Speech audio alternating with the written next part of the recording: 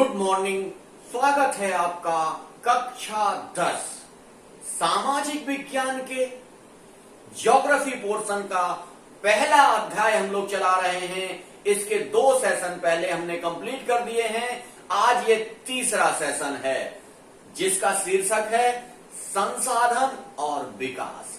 संसाधन आप लोग समझ चुके हैं कि संसाधन क्या होते हैं और वो मानव की जिंदगी में या देश के विकास में किस तरीके से प्रयोग किए जाते हैं और देश का संचालन किस प्रकार से किया जा सकता है। अब हम यहां पर देख लेते हैं कि विकासशील देश और विकसित देश में क्या अंतर है।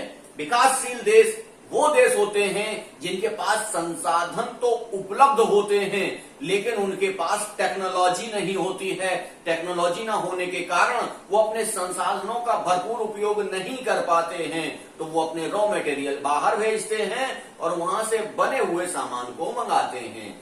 जबकि विकसित देश वो होते हैं जो अपनी टेक्नोलॉजी के माध्यम से अपने देश के रॉ मटेरियल को एक प्रोडक्ट में बदलकर बेचते हैं और बाहर के देशों से रॉ मटेरियल मंगाकर उन्हें प्रोडक्ट के रूप में बदलकर उन्हें बेचते हैं। ऐसी स्थितियां किन किन आधारों पर रही, कैसी रही, इनको कभी आगे समझेंगे। आज हम लोग देख लेते हैं कि मृदा जो है, मिट्टी जो है, वो मिट्टी कितने प्रकार की होती है, मिट्टी का विभाजन कैसे होता है, मिट्टी और कौन सी मिट्टी किस कृषि के लिए उपयुक्त है, कौन से कार्य के लिए कौन सी मिट्टी उपयुक्त है, वो आज हम लोग देख लेते हैं। तो आज हमारा जो टॉपिक है वो है मृदा विभाजन। मृदा कितने प्रकार की होती है, उसमें क्या क्या चीजें होती हैं और उस पर उत्पादन कौन कौन सी चीजों का हो सकता है। सबसे पहले इसमें हम देखते हैं जलोढ़ मृदा। कौन सी? जलोढ़ मृदा। ये जलोढ़ मृदा होती क्या है और ये बनती कैसे है, इसको देख लेते हैं कि यह मृदा हिमालय की 3 महत्वपूर्ण नदी तंत्रों यानी कि सिंधु, गंगा और ब्रह्मपुत्र नदियों के द्वारा लाए गए निक्षेपों से बनी है। यानी कि नदियां जब चल रही हैं, नदियों का जो नदी तंत्र है वो चल रहा है, तो पहाड़ से नदियां नीचे उतर रही हैं। उस उतरते समय वो अपने साथ कंकड़, पत्थर, बालू, बहुत सारी चीजें लाते हैं और इन चीजों में जब ये चीजें नीचे उतर के आती हैं तो वो नदी अपने निक्षेप को ले जाने में जब असमर्थ हो जाती है तो वो निक्षेप को एक जगह छोड़ देती है और इसी छोड़े गए निक्षेप से जो मृदा बनती है उसको कहते हैं जलोढ़ मृदा। ये जलोढ़ मृदा आप लोगों ने समझ ली होगी। और ये देखिए ये फैली कहां कहां तक है। सबसे बड़ी चीज ये है कि ये राजस्थान से गुजरात तक फैली हुई है। राजस्थान में भी है और गुजरात में भी है। ये पूर्वी तटीय मैदान में भी है। वहां पर क्या है? वहां पर महानदी, गोदावरी, कृष्णा, कावेरी नदियों का डेल्टा भी जलोढ़ मृदा से बना हुआ है। अब ये जो मृदा है जलोढ़ मृदा, इसका भी विभाजन कर दिया जाता है। इसे 2 भागों में बांट दिया जाता है। नंबर 1 बांगर मृदा, नंबर 2 खादर मृदा। अब बांगर मृदा क्या होती है और खादर मृदा क्या होती है ये देख लीजिए। बांगर मृदा वो मृदा होती है जो पुरानी होती है। खादर मृदा वो है जो नवीन होती है। नवीन मृदा को खादर मृदा कहते हैं। जबकि पुरानी जो मृदा हो जाती है यानी कि पुरानी जो जलोढ़ मृदा है उसे बांगर कहते हैं और जो नवीन नई मृदा है उसे खादर मृदा कहते हैं। अब इसमें देख लीजिए कि कौन कौन सी चीजें इसमें होती हैं जिससे इसका उत्पादन बढ़ जाता है, या इसमें कौन कौन सी चीजें उगाई जा सकती हैं, इसको देख लेते हैं। सबसे पहले इसमें पोटास, फास्फोरस और ये चूना युक्त होती है। कौन कौन सी चीजें होती हैं? पोटास होती है इसमें, फास्फोरस होती है इसमें, और ये चूना युक्त होती है। और इसमें कौन कौन सी फसलें उगाई जा सकती हैं? देखिए, इसमें गन्ना, गेहूं, चावल, दलहन जैसी बहुत सारी फसलें, दलहन में तो बहुत सारी फसलें आ जाती हैं, दलहन, तिलहन और चावल, गेहूं, गन्ना, ये सारी चीजें इस जलोढ़ मृदा में उत्पन्न की जा सकती हैं, इनसे पैदा की जा सकती हैं। और एक चीज इसमें सबसे ज्यादा इंपॉर्टेंट है कि सबसे ज्यादा जो जन घनत्व है वो इसी मृदा के आसपास पाया जाता है, क्योंकि इसकी उर्वरा शक्ति ज्यादा है, इसमें पैदावार अधिक होती है, इसका क्षेत्रफल ज्यादा है, ये दूर दूर तक फैली हुई है। इसलिए यहां पर जो जनसंख्या का घनत्व है, जनसंख्या घनत्व समझ रहे हैं ना, जहां पर प्रति किलोमीटर अधिक लोग रह रहे हों उसको कहते हैं जनसंख्या घनत्व। तो जनसंख्या घनत्व जहां ज्यादा हो, यानी कि लोग ज्यादा वहां रह रहे हों, उसको कहते हैं जनसंख्या घनत्व। अब चलिए देख लेते हैं, इसमें जो दूसरी मिट्टी आती है उसको कहते हैं काली मिट्टी। काली मिट्टी या इसी को रेगर मिट्टी भी कहा जाता है। क्या कहा जाता है? रेगर मिट्टी या रेगर मृदा। ये मुख्यतः कपास की कृषि के लिए उपयुक्त होती है। वैसे तो इसमें बहुत सारी चीजें होती हैं, लेकिन कपास के लिए ये सर्वोत्तम मानी जाती है। अब ये कृषि, ये जो मृदा है वो कहां कृषि के लिए हो गई और ये कपास के लिए महत्वपूर्ण हो गई। अब ये देखना पड़ेगा ये कहां कहां पाई जाती है, भारत के किन किन क्षेत्रों में ये पाई जाती है। तो देख लीजिए, ये महाराष्ट्र, सौराष्ट्र, मालवा, मध्य प्रदेश, छत्तीसगढ़ जैसी जगहों पर पाई जाती है। या कह लीजिए ये कृष्णा कावेरी की घाटी में भी पाई जाती है। तो आपको क्षेत्र समझ में आ गया कि ये महाराष्ट्र, सौराष्ट्र, मालवा, मध्य प्रदेश, छत्तीसगढ़ में तो ये पाई ही जाती है। और ये कृष्णा और कावेरी की घाटी में भी, कृष्णा नदी और कावेरी नदी, कावेरी नदी को बूढ़ी गंगा भी कहा जाता है, तो बूढ़ी गंगा और कृष्णा नदी की जो घाटी है उस घाटी में भी ये पाई जाती है। अब इसके तत्व कौन कौन से हैं, इसमें कौन कौन सी चीजें पाई जाती हैं वो देख लीजिए। इसमें कैल्शियम कार्बोनेट, मैग्नीशियम, पोटास, चूना, ये सारी चीजें इसमें पाई जाती हैं।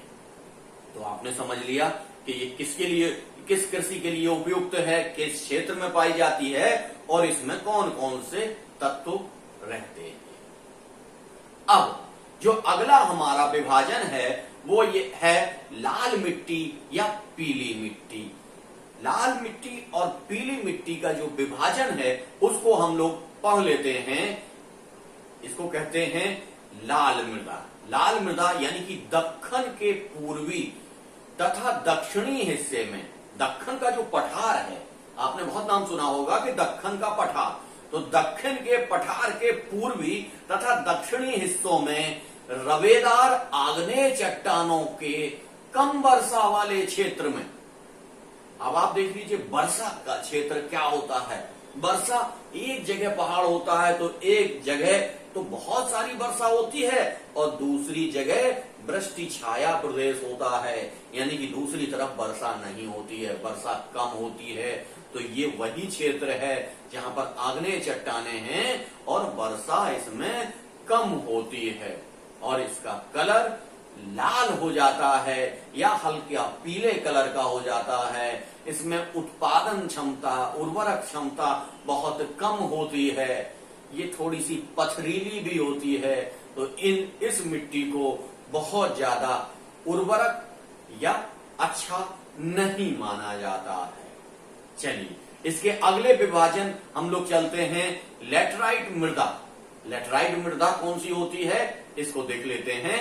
यह उच्च तापमान, यानी कि तापमान बहुत उच्च होता है और अधिक वर्षा वाले क्षेत्रों में। अभी हम क्या कह रहे थे कि तापमान तो उच्च था, आग्नेय चट्टानें थी, लेकिन कम वर्षा का क्षेत्र था, वहां पे कौन सी मिट्टी पाई जा रही थी? लाल मिट्टी पाई जा रही थी। लेकिन अब हम लोग चलते हैं लेटराइट मृदा के बारे में कि लेटराइट मृदा में क्या है, उच्च तापमान पाया जा रहा है लेकिन वहां पे अधिक वर्षा भी हो रही है और इस मिट्टी में ह्यूमस की मात्रा कम होती है। ह्यूमस बहुत इंपॉर्टेंट चीज है, इसको आप अपनी किताब से पढ़ के कमेंट सेक्शन में आके हमको बताइए कि ह्यूमस क्या होता है।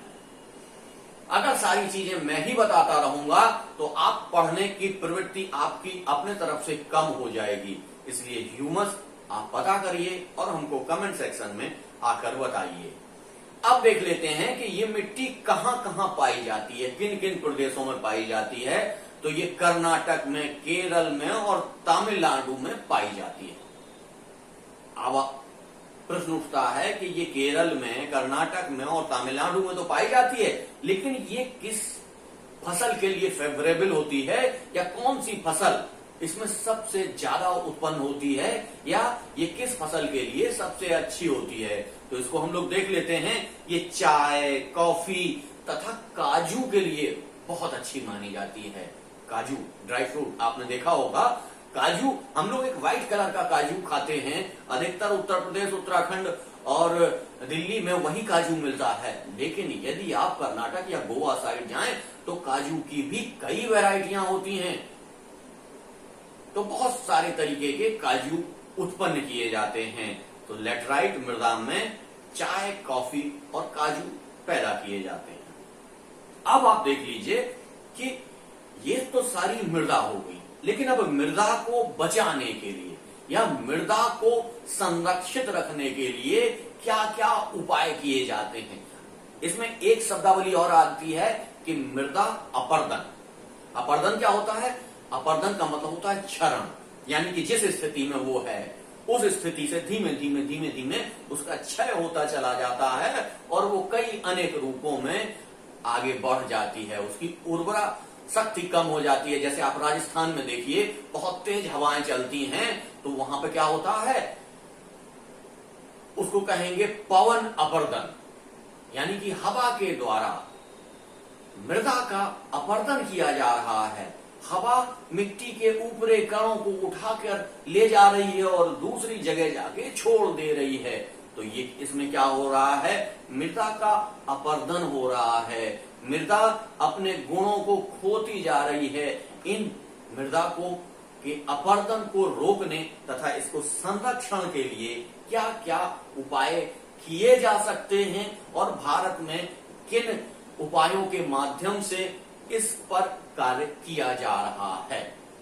चलिए पहले देख लेते हैं, इसको देखते हैं पर्यावरण की स्थिति से कि भारत में पर्यावरण की स्थिति क्या है, किस दशा में अपने पर्यावरण को यहाँ के मानव और सरकार सुरक्षित रखती है, किस तरीके से मृदा को संरक्षण प्रदान करती है। इसी के लिए भारत में भूमि संरक्षण के लिए एक विभाग ही खोला गया है जिसका कार्य ही है भूमि का संरक्षण करना, यानी कि भूमि में उत्पन्न होने वाली कमियों को दूर करना, उस मृदा की जांच करना, जो तत्व उसमें नहीं है उन तत्वों को प्रोत्साहन देना, उस तरीके की कृषि को प्रोत्साहन देना, चक्रीय कृषि करवाना, ये सारे कार्य भूमि संरक्षण विभाग के होते हैं। लेकिन चलिए यहां हम लोग देख लेते हैं भारत में पर्यावरण की स्थिति और किस तरीके से मृदा के अपरदन को रोका जाता है, मृदा को संरक्षण प्रदान किया जाता है।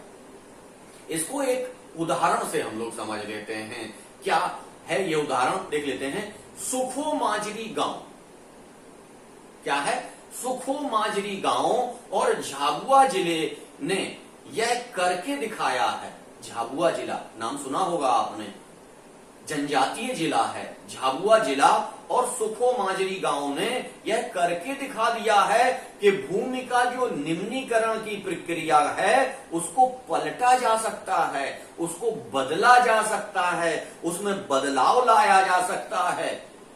कैसे किया इन्होंने, चलिए देख लेते हैं। सुखो माजरी गांव में वृक्ष का जो घनत्व था 1976 में वो था 13 प्रति हेक्टेयर। क्या था, 13 वृक्ष प्रति हेक्टेयर।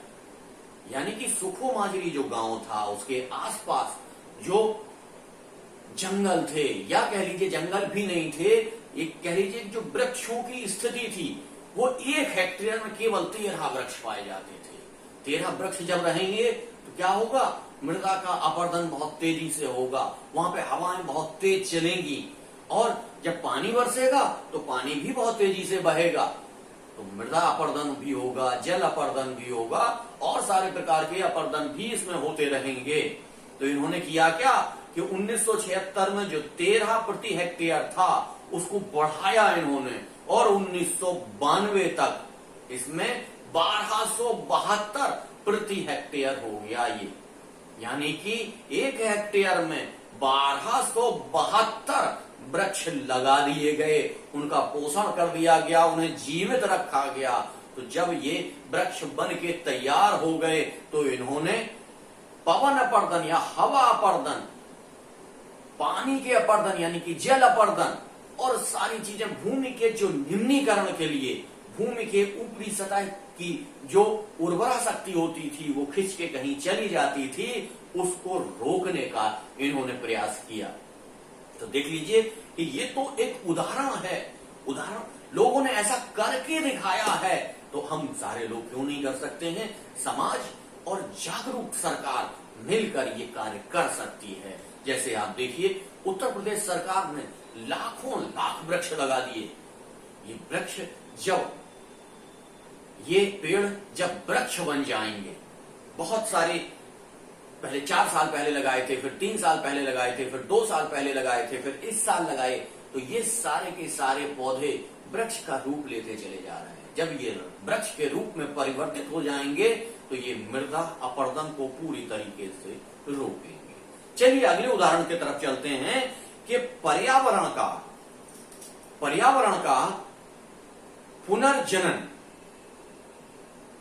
क्या कह रहे हैं कि पर्यावरण का पुनर्जनन, अधिक संसाधन उपलब्धता और कृषि और पशुपालन में सुधार के परिणाम स्वरूप क्या होता है, आमदनी बढ़ती है।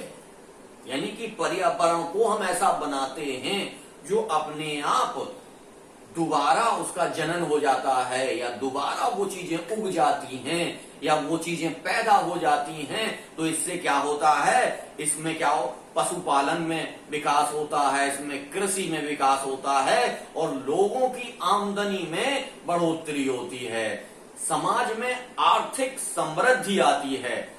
सुखो माजरी ने, वही गांव जो भी हम बता रहे थे, सुखो माजरी ने 1979 से 1984 के बीच परिवारों की औसत आय 10,000 से बढ़ाकर 15,000 रुपए कर दी, यानी कि 1.5 गुनी उसमें वृद्धि हो गई।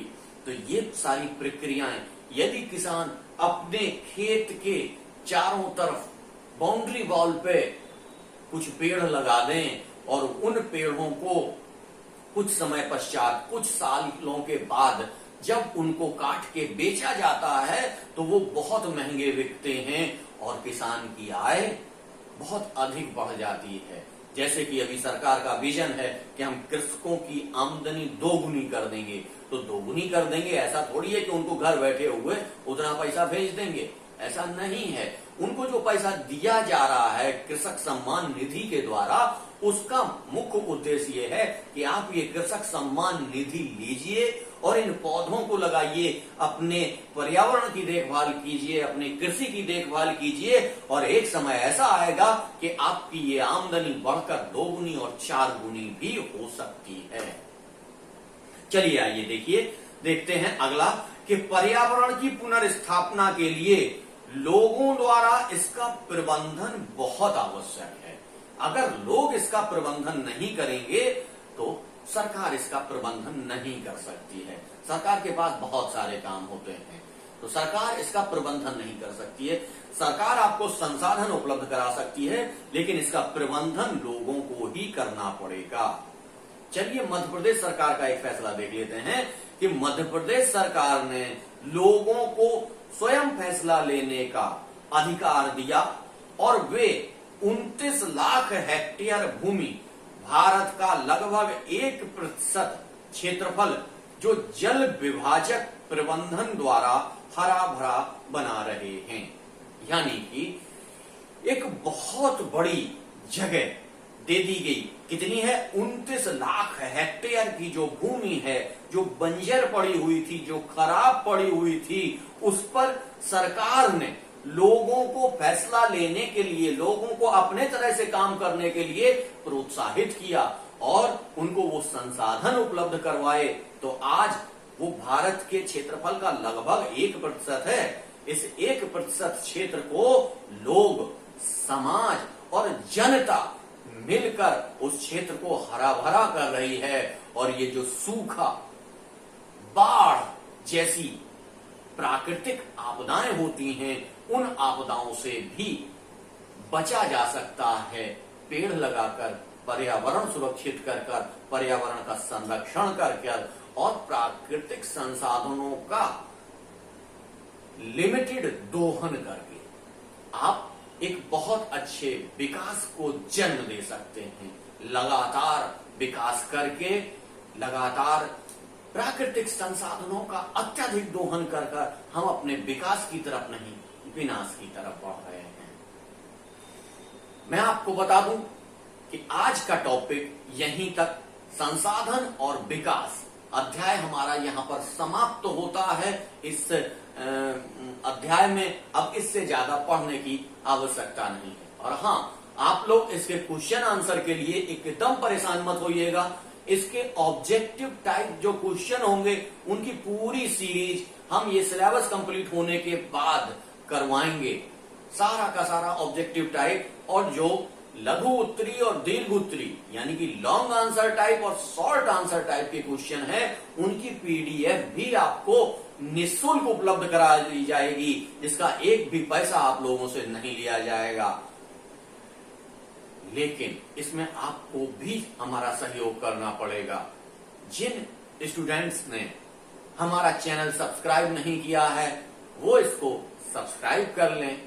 आपको हमारा वीडियो अच्छा लगता है तो इसको लाइक करिए, शेयर करिए, अपने बहुत सारे दोस्तों तक इसको पहुंचाइए। जितना इसका विस्तार होगा उतना ही हमें पढ़ाने में मजा आएगा।